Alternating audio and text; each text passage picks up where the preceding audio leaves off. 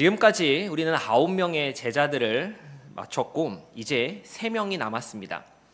오늘은 본문에서 보았던 것과 같이 마태에 대해서 함께 살펴보도록 하겠습니다.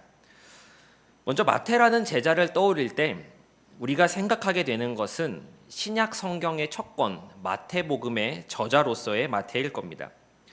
그리고 또 마태에 대해서 이야기를 해보세요라고 한다면 무엇을 말씀하실 수 있으시겠습니까? 아마도 그가 가졌던 이 직업인 세리를 말씀하실 것입니다. 예수님의 행적을 기록했다라고 하는 것과 그의 직업을 우리는 알고 있습니다. 여기에 또 마태라는 인물에 대해서 우리는 무엇을 이야기할 수 있겠습니까? 우리는 그의 기록 마태복음도 여러 번 읽어왔고 보통 이제 한 해를 시작하실 때 창세기 아니면 마태복음부터 시작을 하시죠. 그래서 마태복음을 많이 읽으셨을 텐데 마태복음도 많이 읽으셨고 또 세리라고 하는 직업도 정말 귀에 못이 박힐 정도로 많이 들어왔습니다. 그런데 막상 이 마태라고 하는 인물에 대해서 곰곰이 생각해 보면 아는 것보다 모르는 것이 훨씬 더 많은 것만 같습니다. 세리라고 하는 이 직업에 대해서도 딱히 할 말이 없습니다. 알긴 아는데 들어서 뭔지는 아는데 누군가에게 설명해 줄 만큼은 또 아닙니다. 또 그가 기록한 마태복음은 유대인들을 위한 복음서라고 그렇게 말하는데 마태가 왜 유대인들을 대상으로 이 복음서를 기록한 것인지, 마태복음에는 구약의 말씀들이 다른 공간 복음서에 비해 많이 인용이 되는데 마태는 왜 그러한 방식으로 이 예수님의 행적을 기록한 것인지에 대해서도 우리는 잘 이야기하지 못합니다. 우리에게 마태라는 인물은 참 익숙한데 막상 보면 낯선 그러한 인물입니다. 오늘 길지 않은 시간이지만 이 함께 제자 마태, 이 사도 마태에 대한 내용들을 살펴보면서 그에게서 찾을 수 있는 신앙의 교훈들과 또 믿음의 유산들에 대해 함께 나누어 보도록 하겠습니다. 먼저 인물 탐구로서 그의 이름에 대해서 먼저 생각해 보겠습니다. 함께 읽은 본문에서 볼 수 있는 것 같이 그는 스스로의 이름을 마태라고 기록을 합니다. 그런데 이 표현은 특별한 의미가 있습니다. 마태가 쓴 마태복음에서 자기 스스로를 마태라고 이야기하는데 이 마태라는 이름은 그가 가진 본명이 아니기 때문에 그렇습니다. 마태는 예수님이 지어주신 이름인데 아람어로 하나님의 선물이라고 하는 그런 의미를 갖습니다. 그럼 이 마태의 원래 본명은 무엇이었을까요? 마가와 누가의 기록을 보면 알 수 있습니다. 마가복음 2장 14절 말씀 우리 함께 읽어보도록 하겠습니다. 시작. 또 지나가시다가 알페오의 아들 레위가 세간에 앉아있는 것을 보시고 나를 따르라 하시니 일어나 따르니라. 마가는 세간에 앉아있었던 사람의 이름을 무엇이라고 말합니까? 레위, 알페오의 아들 레위다라고 그렇게 이야기를 합니다. 그럼 누가는 어땠을까요? 누가복음 5장 27절 말씀 제가 읽어보겠습니다. 그 후에 예수께서 나가사 레위라 하는 세리가 세간에 앉아있는 것을 보시고 나를 따르라 하시니, 여기서도 무엇이라고 말하고 있습니까? 레위라고 말하고 있습니다. 마가와 누가가 마태를 레위라고 부르는 것을 볼 때 성경학자들은 그의 본명이 레위였을 것이다 라고 그렇게 이야기를 합니다. 그리고 더 나아가서 이 레위라는 이름을 갖게 된 것은 그가 레위 지파의 후손이었기 때문이다 라고 그렇게 말하기도 합니다. 레위 지파가 이 이스라엘의 12지파 가운데 특별히 무슨 일을 했었는지 성도님들도 잘 아실 겁니다. 그들은 제사장의 역할을 맡았었고 성전을 섬기며 하나님을 기업으로 삼는 지파였습니다. 즉 성전 봉사를 하는 사람들, 성전 직무를 맡은 바로 지파가 레위 지파였던 것입니다. 그런데 이러한 레위 지파 출신의 마태가 직업으로 삼은 일이 무엇이라고 성경은 이야기하고 있습니까? 세리였다라고 그렇게 기록을 합니다. 이번에는 이 세리라는 직업에 대해서 좀 나눠보도록 하겠습니다. 세리는 세금을 걷는 사람, 즉 징세업자를 가리키는 말입니다. 그럼 어떤 세금을 걷는가라고 한다면 직접세인 인두세와 토지세는 로마 정부 또는 지방 정부에서 직접 파견한 관리들에 의해서 관리되었고 통제가 되었습니다. 로마 정부로부터 직접적으로 파견된 이 관리들이 바로 세리장입니다. 로마에 소속된 공무원과 같은 존재라고 이해하시면 됩니다. 이 세리장은 보통 1년치 해당 지역의 세금을 로마에 일시불로 선지급합니다. 그리고 나서 자신은 정부로부터 간접세 징수의 허가를 받습니다. 허가권을 받은 뒤 세리장은 세리를 고용해서 세금을 징수하게 합니다. 세리장 본인이 로마에 일시불로 낸 지역의 1년치 세금이 있으니 당연히 그건 메꾸어야 하는 것이고, 이에 추가적으로 로마에게서 받은 이 권리인 간접세에 대한 징수를 하는데, 간접세에는 통행세, 관세, 어업세 같은 것들이었고, 이것들을 높은 세율로서 걷어들여 그들의 부를 축적하였습니다. 성경에 보면 세리장으로서 기록된 사람은 한 사람이 나옵니다. 누군지 아시겠습니까? 세리장입니다. 바로 삭개오입니다. 삭개오는 세리장으로 나오고, 우리가 오늘 함께 나누는 마태는 세리로 나옵니다. 이제 이 차이를 아시겠지요? 세리장은 로마로부터 파견된 공무원 같은 사람이고, 세리는 이 세리장에게 고용된 사람들입니다. 잠깐 말이 나와서 이어가는 이야기인데, 우리가 이제 삭개오라고 하면 옛날에는 뽕나무에 올라간 그런 사람이라고, 저 어렸을 때 뽕나무에 올라간 삭개오라고 그렇게 배웠었는데 그렇게 나눴었고, 요즘에는 이제 돌무화과 나무에 올라간 삭개오라고 그렇게 좀 귀여운 인물, 순수한 인물로 우리가 좀 받아들이는 경향이 있는데, 사실 이 사람 진짜 대단한 사람입니다. 우습게 볼 사람, 그냥 귀여워할 사람은 아닌 것이죠. 다시 돌아와서 이 마태는 세리장 밑에서 세리로 일했습니다.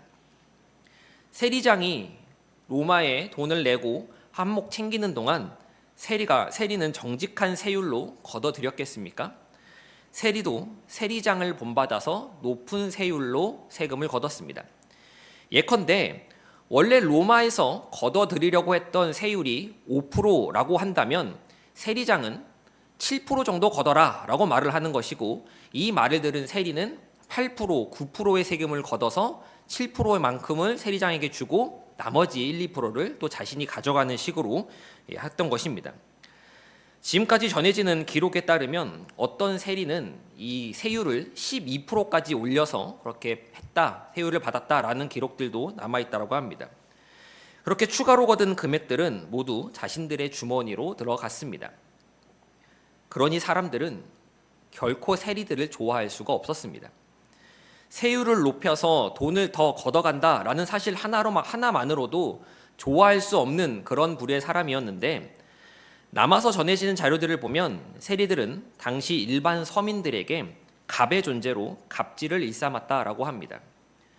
세간 검사한다라는 것을 핑계로 비웃고 또 무시하며 밀수품을 찾기 위한 것이다라는 그러한 핑계로서 긴 꼬챙이나 막대기로 사람들의 짐을 찌르고 구멍내기 일쑤였다라고 합니다.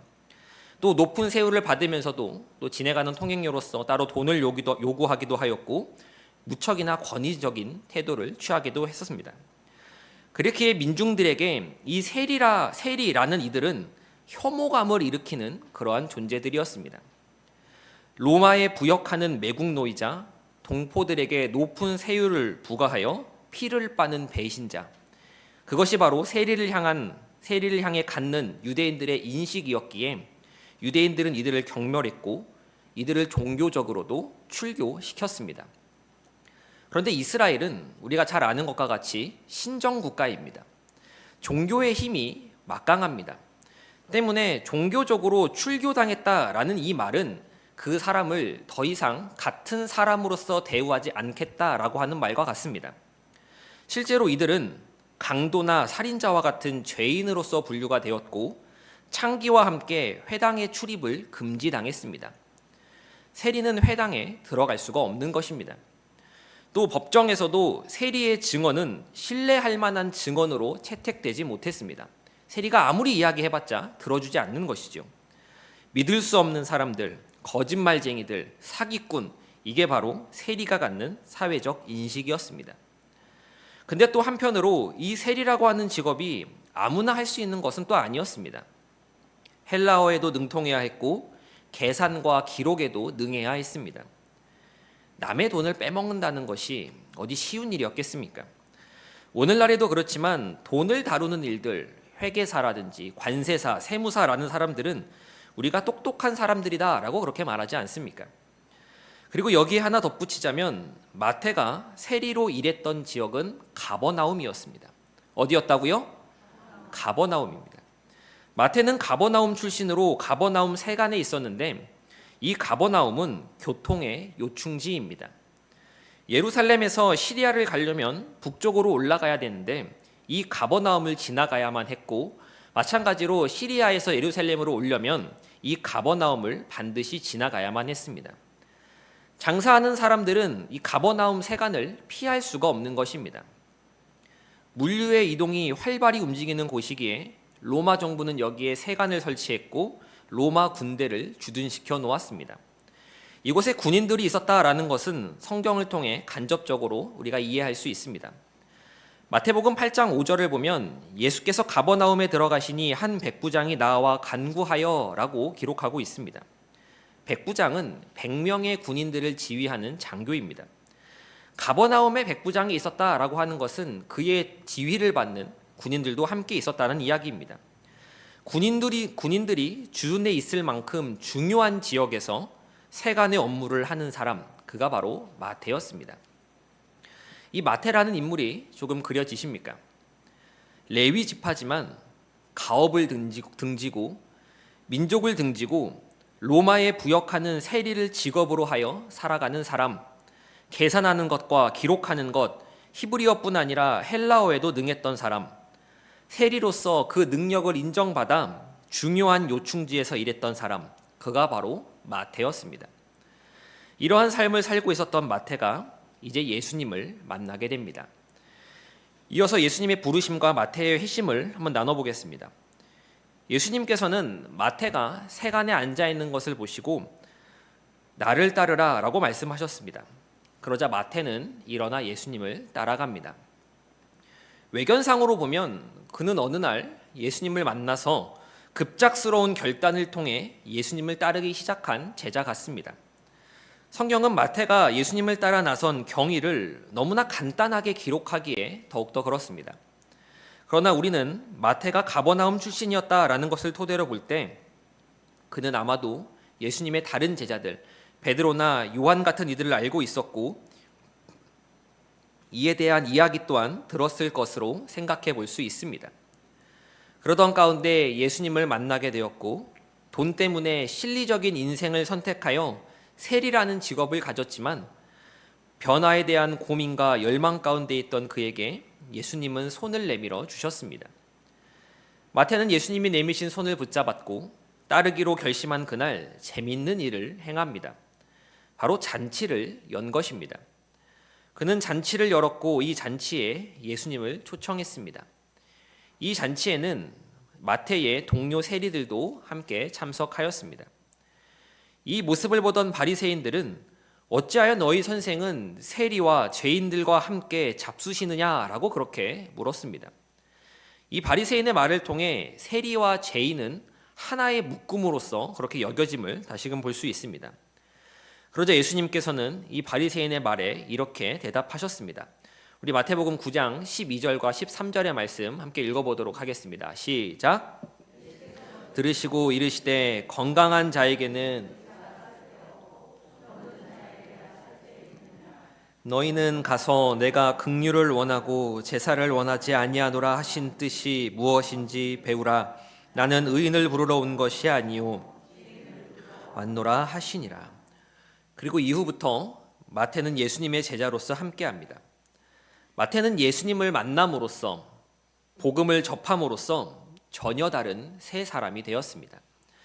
예수님께서 마태를 부르시는 장면은 마태복음 9장 9절, 마가복음 2장 14절, 또 누가복음 5장 27절 이하에 기록되어 있는데 이 공간복음서 간에도 약간의 미묘한 차이가 있습니다. 마태복음과 마가복음에서는 예수님의 나를 따르라 라는 이 말씀에 마태가 일어나 따랐다 라고 그렇게 간결하게 기록을 합니다.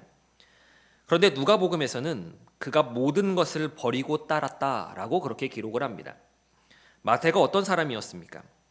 레위 지파였지만 돈 때문에 돈을 더 벌고자 세리라는 직업을 선택한 사람이었습니다.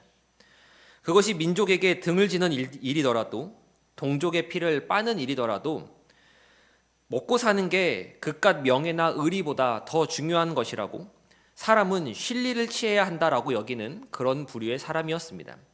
그러나 그랬던 그가 모든 것을 버리고 예수님을 따르게 된 것입니다. 그의 이러한 변화를 보면서 오늘날 우리에게 주는 신앙의 교훈과 믿음의 유산을 살펴보도록 하겠습니다. 마태는 예수님을 만나 변화되었습니다. 복음은 사람을 어떻게 변화시킵니까? 마태의 회심을 통해 복음의 능력이 사람을 어떻게 변화시키는지 두 가지로 함께 생각해 보도록 하겠습니다. 첫째로, 복음은 사람의 우선순위를 바꾸어 줍니다. 무엇을 바꾸어 준다고요? 우선순위를 바꾸어 줍니다. 저는 마태라는 인물이 지극히 현실주의적인 사람이었다라고 생각을 합니다. 그리고 그렇기 때문에 그가 세리라는 직업을 택한 것이라고 생각합니다. 당장 먹고 사는 것이 중요하고 지금 풍족하게 사는 게 중요하기에 이 땅에서의 가치가 그 무엇보다도 먼저이기에 그것만 보며 살아왔었지만, 예수님을 만나게 되면서 그는 영원한 삶의 가치에 대해서 알게 되었고 그것이 이 땅에서의 가치보다 더 귀하다라고 하는 것을 깨닫게 되었습니다. 복음은 진짜를 보여줍니다. 마태는 예수님을 만남으로써 진짜를 보았고 그것은 그가 가졌던 사고방식과 가치체계를 완전히 뒤집어 놓았습니다. 우리 또한 이 땅에 두 발을 딛고 살아갑니다. 이 땅에서의 사는 삶, 소중하고 귀한 삶입니다. 그러나 이보다 더 소중하고 귀한 것은 이후의 삶, 이 땅 이후의 삶인 바로 하늘의 삶입니다. 이것은 복음을 체험한 사람만이 알 수 있는 신비입니다. 마태는 이것을 경험했기에 모든 것을 버려두고 예수님을 따를 수 있었던 것입니다. 진짜를 본 사람은 더 이상 가짜에 매달리지 않습니다. 우리가 예수를 왜 믿습니까? 이 추운 날 왜 교회에 나왔습니까? 이것이 진짜라 하는 그러한 믿음이 우리 가운데 있기 때문이지 않습니까? 복음은 우리 인생의 우선순위를 바꾸어 줍니다. 돈이 먼저였고 명예가 먼저였고 관계가 먼저였고 권력이 먼저였던 우리의 삶을 예수가 먼저인 삶으로 바꾸어 주는 것입니다. 이를 가장 강렬하게 경험했던 사람이 바로 사도 바울이었습니다. 그는 빌립보서 3장 7절과 8절에서 이렇게 고백합니다. 우리 함께 읽어보도록 하겠습니다. 시작. 그러나 무엇이든지 것을 내가 그리스도를 위하여 다 해로 여길 뿐더러 또한 모든 것을 해로 여김은 내 주 그리스도 예수 안을 지식이 가장 고상하기 때문이라. 내가 그를 위하여 모든 것을 잃어버리고 배설물로 여김은 그리스도를 얻고. 예수를 아는 지식이 가장 고상하기에 세상의 그 무엇과도 비교할 수 없기에 그는 이렇게 고백할 수 있었던 것입니다. 우리의 삶은 무엇을 우선순위로 두고 있습니까? 내가 예수를 만나고 배우며 알아서 예수 그리스도가 내 인생의 가장 첫 번째 순위에 놓여 있다라고 할지라도 인간의 약함과 악함은 이 순위를 금세 바꾸어 버리곤 합니다. 익숙하다고 느껴서 혹은 이제 어느 정도 알았다라고 생각을 해서 예수보다는 세상의 가치들을 더 쫓게 되는 것입니다. 저는 문득 그런 생각을 해봤습니다. 마태가 예수님을 따르는 동안 단 한 번도 아쉬워함이 없었을까라고 하는 생각입니다. 후회라고 말하는 것까지는 아니더라도 예전에 좋은 집, 편한 삶이 생각나지 않았을까라고 하는 것입니다. 마태는 불편한 생활과 자신과 맞지 않는 사람, 열심당원 시몬과 같은 이들과 같이 다니고 지낸다는 것이 꽤나 쉽지 않았을 겁니다. 그럼에도 그는 다시 세리의 삶으로 돌아가지 않았습니다. 왜 그럴 수 있었겠습니까? 저는 그 이유를 주님이 함께 계셨기 때문이다라고 생각을 합니다. 예전의 삶이 생각나더라도 예수님을 보며 마음을 다잡고 열심당원인 시몬이 눈에 좀 거슬려도 예수님을 바라보면서 참는 것입니다. 우리도 예수님을 내 삶의 우선순위로 모신다라고 하여도 세상의 유혹과 삶의 고난 가운데 흐트러질 때가 있습니다. 죄를 경계하며 죄 짓지 말아야지, 죄는 잘못된 것이야 라고 여기는 모습 가운데 차라리 예수님을 모르던 삶이 더 편하게 살 수 있지 않았을까라는 그러한 생각이 일순간 들어올 수 있는 것입니다. 사람은 누구나 충분히 그럴 수 있습니다. 사람은 악하고 사람은 약하기 때문입니다. 그러나 그럴 때마다 우리는 눈을 들어 주님을 바라볼 수 있어야 합니다. 내 안에 계시는 주님, 나와 동행하시는 주님, 그 주님을 볼 때 나에게 힘을 주시고 그 주님을 바랄 때 나의 약함을 채워주시는 것입니다. 한 번 복음을 알았다고 해서 내 삶의 우선순위로 예수 그리스도를 한 번 놓았다고 해서 끝나는 것이 결코 아닌 것입니다. 매 순간 주님을 의지해야 하고 매일의 삶 가운데 복음을 경험해 나가야 합니다. 이 은혜가 우리에게 충만히 부어지기를 소원합니다.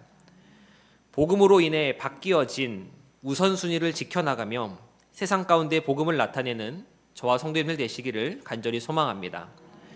둘째로, 복음은 미움을 사랑으로 바꾸어 줍니다. 복음은 무엇을 무엇으로 바꾼다고요? 미움을 사랑으로 바꾸어 줍니다. 마태는 유대인으로 나고 자랐습니다. 이 말인즉슨 세리가 어떠한 대접을 받는지 잘 알고 있었다라는 이야기입니다. 그런데 자신이 그 세리가 되었습니다. 이는 자신의 가치관에 따른 결정이었습니다. 앞에서 언급한 것과 같이 유대인들은 세리를 인정하지 않았고 세리는 그러한 유대인들을 더욱 못살게 굴었습니다. 그런데 레위 지파 출신이 세리가 되었다는 것을 유대인들이 볼 때 어떻게 느꼈겠습니까? 더 손가락질하고 더 욕하지 않았겠습니까? 당연히 이를 듣는 마태도 기분이 좋지 않았을 겁니다. 보통 이런 상태가 되면 서로가 서로를 미워하는 감정이 점점 더 커지기 마련입니다. 마태라고 별반 다르지 않았을 겁니다. 그러나 예수님을 만나고 예수님과 함께하면서 마태가 가졌던 이러한 미움의 감정들은 점차 사랑의 감정으로 바뀌어 갔습니다. 나를 미워했던 그 유대인들, 나 역시 그들이 너무나 미웠지만 그러한 미움이 사그라들고 사랑의 감정이 피어나기 시작한 것입니다. 그리고 이렇게 피어난 사랑은 예수님에 대한 그의 기록 마태복음으로 열매를 맺게 되었습니다. 자신을 욕하며 싫어했고 자신을 인간 취급해주지 않았던 그 유대인들을 향해, 그 유대인들을 위해 마태는 자신이 만난 예수님의 생애를 써내려갔습니다. 마태복음 1장 1절이 어떻게 시작하시는지 기억하십니까? 아브라함과 다윗의 자손 예수 그리스도의 계보라라는 말로 마태복음은 시작됩니다. 그가 이러한 표현으로 이야기를 시작하는 것은 그가 순전히 유대인들을 향해 외치기 위함이었습니다. 내가 만난 예수님은 우리의 조상 아브라함으로부터 내려오는 위대한 다윗 왕의 계보를 따르는 진정한 왕이시다. 너희가 그렇게 바라고 원했던 메시아가 바로 이분이시다. 나는 예수님을 만났고 예수님을 알게 됨으로써 변화될 수 있었다. 너희도 예수님을 안다면, 예수님을 만난다면 변화될 수 있다. 내가 너희를 서로 미워했지만 그것에 상관없이 우리 모두에게는 예수 그리스도의 복음이 필요하다. 저는 마태가 이러한 의미를 가지고 마태복음을 써내려 간 것 같다고 생각을 합니다.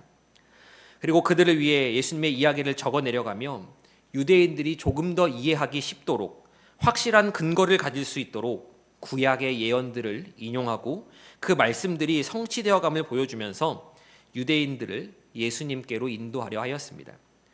그가 이렇게까지 할 수 있었던 것은 오직 복음 때문이었습니다.